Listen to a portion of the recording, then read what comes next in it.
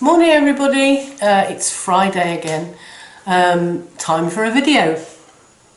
There was quite a lot of conversation after the last video about planetary correspondences, so I thought I might touch a little bit on planetary correspondences this time. I'm not going to do a lecture on planetary correspondences because I don't want these videos to become sort of lectures. I'm no expert, I'm learning alongside like the rest of us.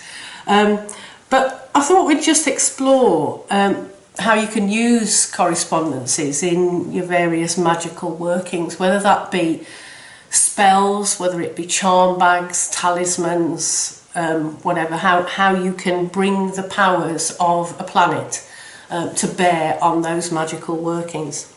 And I thought, since we had a rather nice full moon last night, we might concentrate on the moon and the correspondences or the substances that have as their planetary ruler the moon. Of course, having a full moon last night, the energies of the full moon are still sort of hanging around a little bit, but we are entering the phase of the waning moon, and during the phase of the waning moon, as she shrinks away to the dark moon, we can work magic to release things that no longer serve us, whether that be bad habits, relationships or whatever. It's a time of release and getting rid of things. When we hit the dark moon, then the new moon, the moon will begin to wax again, to grow towards full, and that's a time for doing magic that involves increase, drawing things to you, and expansion and growth and those kinds of things. So the moon then, because it is cyclical, the moon is actually in charge of cycles and cyclical development, birth, fertility, death. She also rules over intuition, prophetic dreams, psychic ability, spell work. She's in charge of emotions and instinct, and also to some extent domesticity. Now, when you're working magic with the moon, the other things to bear in mind are that her metal is silver and her colours are silver and white. Now, I've put these here as candles because if you're working with the moon and you want to draw in the moon's lunar energies, then we need to find ways of actually working all of the aspects of the moon into our magic, into our spell, into our charm bag, whatever. And one way of introducing colour is candles, and burning candles whilst you're burning an incense, whilst you're making an incantation. And we have the silver candle and we have the white candle as a way of actually bringing in those colour correspondences.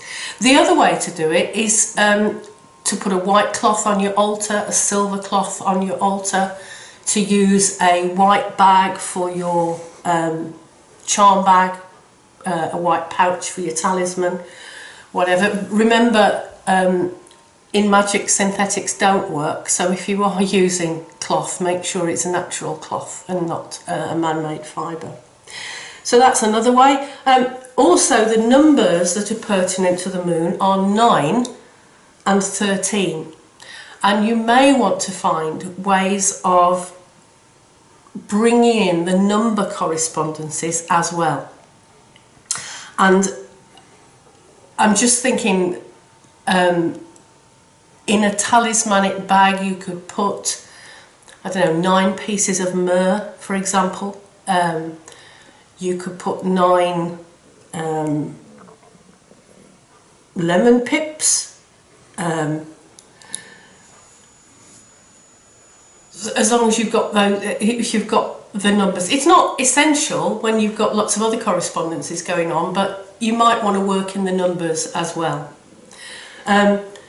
So take our candles aside and look at some of the substances that are ruled by the moon and that we can use in incenses and charm bags, in spells. This is not an exhaustive list by any means. If you look through any good correspondence book, you will find that there are a lot more plants, not so much resins, but woods maybe, that are that have the moon as their ruling planet. So we could start with, I've sort of got oils down as a heading, and I've got jasmine down. Jasmine has the moon as its ruling planet, but of course pure jasmine oil is very, very expensive. So what you could do, instead of using jasmine oil, if you wanted to bring jasmine into your working, you could actually pick and dry some jasmine flowers. It's always useful to have, you know, dried flowers, dried herbs as part of your magical cabinet, and drying a few jasmine flowers, presuming you can get hold of them, is actually one way of bringing the energy of jasmine into your working, rather than using an oil that is very, very expensive. But jasmine is a flower or an oil that has the moon as its ruling planet. Another oil is clary sage. Not surprisingly, really, it's a very feminine oil. And a good purification, a good oil for purification is lemon. Now, the oils, lemon, for example, comes under, whether it's an oil, whether it's a pip, the fruit, the peel, it's all the same. It all comes under the same correspondence. Again, you can get the plant clary sage, and you could equally use dried parts of the plant instead of the oil. It all comes under the same umbrella of the moon. And one thing I haven't yet mentioned is, in your stock of incense ingredients, another useful component is the peel of a citrus fruit, or even any fruit dried. I mean, you can take tiny slivers off of the rind of a lemon with one of these peelers, and if you leave it somewhere to dry, that makes a very useful incense ingredient. So don't forget orange peel, lemon peel, even dried bits of apple, although apple is not a moon correspondence, but lemon peel is good. So those are the oils, stroke fruits. When we come to plants, we've got lemon balm. This is a bag of crushed dried lemon balm, or melissa. Mugwort. This grows wild and quite readily. This is a very dry bit of mugwort. This won't actually be used, it's gone far too far. But it's a wild plant, and it grows very tall, very spindly, usually on pieces of waste ground, urban waste ground. I grow it in the garden, and I have to be very careful that it doesn't actually take over, because it's a huge plant and it spreads very readily, but it is extremely useful in magic. Now, some people give the ruling planet as the moon, some people give it as Venus, some people give it as moon / Venus. It's down to you, but it is a feminine herb anyway. And it can be used instead of smudging. So we've got mugwort. There's also snowdrop, and again, if you can bring yourself to actually pick a snowdrop, they're around at the moment, and dry a few flowers for an incense for inclusion in a charm bag, you've brought in the correspondence of the moon.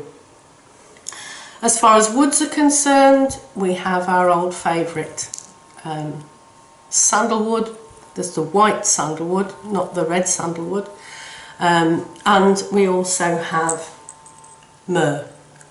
Oh, no, woods, rowan and willow, and then the resin that corresponds to the moon is myrrh. If we look at the different properties of some of these ingredients, some of these main ingredients, we'll see how they do actually relate to the moon. For example, myrrh. We've talked about myrrh before, I think probably last time. Myrrh has been known since 2000 BC by the Egyptians, and it was used as one substance in the embalming process, and it was also burned as an incense during funereal rites. So therefore, with all those properties, it is used a lot in Samhain incense to mark and to mourn the death of the god at that time of year when he goes into the underworld. And if you look at its lunar properties, it raises vibrations and it increases spiritual awareness. Now you've got the moon, which is in charge of intuition, prophetic dreams, psychic ability, and there you've got those properties of myrrh to raise vibrations and increase spiritual awareness. So you can see how the two tie in. If you take mugwort again is a feminine herb, and it's used in rituals to honour the goddess. It is also a herb of clairvoyance. You can make a tea of it and drink it to aid divination, prophetic dreams. Another thing you can do is put some of the leaf underneath your pillow when you go to sleep to aid in the prophetic dreams. And you can also make a tea, let it cool, and then use it as a wash to cleanse divination tools. For example, a crystal ball, use it as a wash for a crystal ball, or crystals, if you're using crystals for magic, or anything that won't be harmed by the use of water. And as I said earlier, mugwort can actually be used when it's partially dried in a smudge stick. I grow my own mugwort. As I said, I've got a huge plant in my herb garden, and I generally cut it down at various times during the growing season, and I either bag it for sale, use it myself in a tea, make smudge sticks out of it, use it as an ingredient in incense. It's got lots and lots of uses, has mugwort. It's a very, very magical herb. I might come on at some point in the future to this old argument about cultural appropriation. It's a bit of an issue at the moment within the pagan community, where a lot of people are against the use of white sage, for example, because it's seen as part of Native American Indian culture. Our use of it is seen as depriving them of something that is indigenous to their culture, and we have our own smudging herbs, thank you very much. We've got mugwort, we've got lavender, we've got rosemary, we've got bay, all of which we can use in this country as a smudging herbs, but it's probably not really appropriate for me to talk about that at the moment. I might have a rant about it at some time in the future. Another substance with its ruling planet, the moon, is sandalwood. It was another embalming substance, and its properties when you burn it as an incense are that it induces peaceful meditative atmosphere. So I think, as I said in a previous video, it's very useful for meditation, and it can be used for, you know, burning when you're doing path workings, meditation, scrying, divination, trance work, all of those things that that relate to the moon's remit, if you like, which is psychic work, magic, intuition, and all of those things. So those are some of the ingredients that relate to the moon. I hope I've made it clear about maybe how you can pull in some correspondences into your magic work. And I'd just like to leave it, I'll pop this on the group as a written piece, but bringing all those things together, a lunar incense, either to burn to honour the full moon or the new moon, or even to contemplate the dark moon. A moon incense brings together a lot of these things. So it has, we talked about parts last week, it has 1 part of myrrh, half a part of dried lemon peel, a few drops of melissa oil. Now melissa oil is another very expensive one, so it might be useful to substitute that with something else. And then we have 1 part sandalwood and 1 part willow bark. You could use lemon oil instead of the melissa oil, because pure melissa oil again is another one of those very, very expensive ones. Okay, I'll put that recipe on the group alongside the video. And I forgot earlier, I was going to mention, in terms of oils, obviously they have health properties, they have properties of helping you with certain emotional states, but they also have magical properties, just like any other herb. Now, whether you can find magical herbal correspondences in a lot of books, but the only book that I know, again it's good old Scott Cunningham, and it's Magical Aromatherapy. It's been around for donkey's years. I've had this copy for eons. But he goes through all the oils, and he deals purely with the planetary rulers, the elemental rulers, and their magical uses, and a bit of folklore. So it's just oils.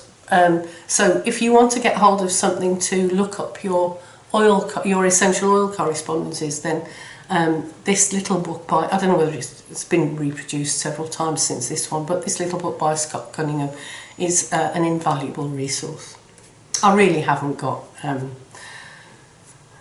any interest in his estate. I'm not claiming anything from his estate, it's just a good book. Okay, I hope I haven't been too muddle-headed this morning. I feel a bit muddle-headed. But if you want anything clarifying, obviously message me or put a comment in the below the video. Okay, thanks, see you next week.